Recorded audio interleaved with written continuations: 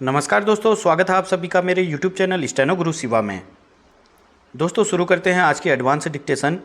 गति लेखन संख्या 28, गति 80 शब्द प्रति मिनट। स्टार्ट। पिछले कुछ वर्षों से केंद्रीय जांच एजेंसियों की कार्यप्रणाली लगातार प्रश्नांकित होती रही है। कई मौक़ों पर अदालतें भी उनकी जिम्मेदारी और जवाबदेही याद दिला चुकी हैं।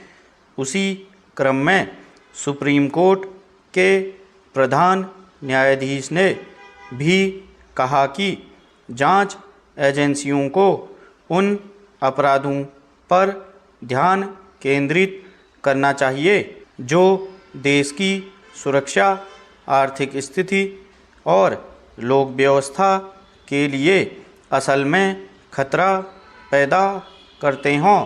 उन्होंने इस पक्ष को भी रेखांकित किया कि जांच अनिवार्यताओं और व्यक्तिगत गोपनीयता अधिकारों के बीच संतुलन बनाने की तत्काल आवश्यकता है।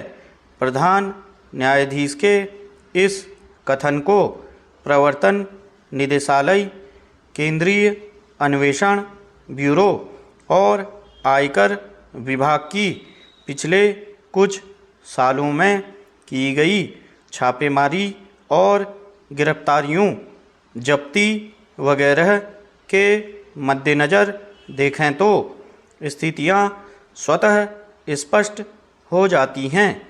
हालांकि प्रधान न्यायाधीश की इस नसीहत को जांच एजेंसियां कितनी गंभीरता से लेंगी और उस पर कितना अमल करेंगी, कहना मुश्किल है। बेशक प्रधान न्यायाधीश ने ये बातें सीबीआई के ही एक आयोजन में कहीं, मगर जैसा कि अनेक मामलों में देखा जाता है, सार्वजनिक मंचों से कही बातों को अक्सर आदर्श वक्तव्य की तरह केवल सुन लिया जाता है। उन्हें अमल करना जरूरी नहीं समझा जाता। सीबीआई भी ऐसा ही करे तो हैरानी की बात नहीं।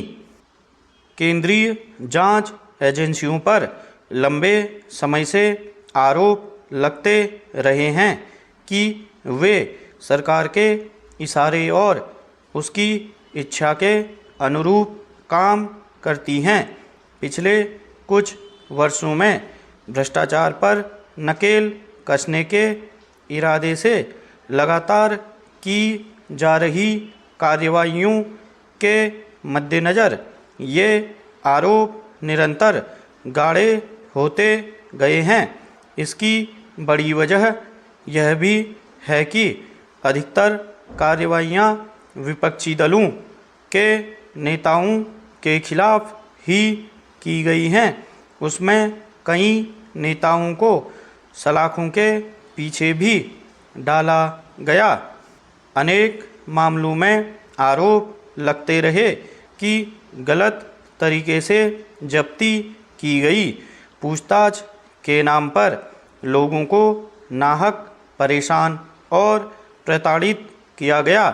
यह सवाल भी लगातार पूछा जाता है कि जांच एजेंसियां जितने छापे मारती और कार्रवाइयां करती हैं, उनमें से 5% मामलों में भी दोष सिद्ध नहीं हो पाते।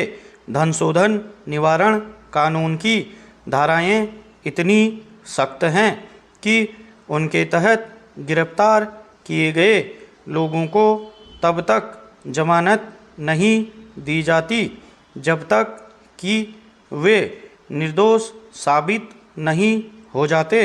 इसलिए सर्वोच्च अदालत ने पहले भी कहा था कि इस कानून के तहत गिरफ्तारी से पहले जांच एजेंसियों को पूरी तरह आश्वस्त होना चाहिए कि मामले में दोष सिद्धि की कितनी संभावना है, मगर इसे भी गंभीरता से नहीं लिया गया।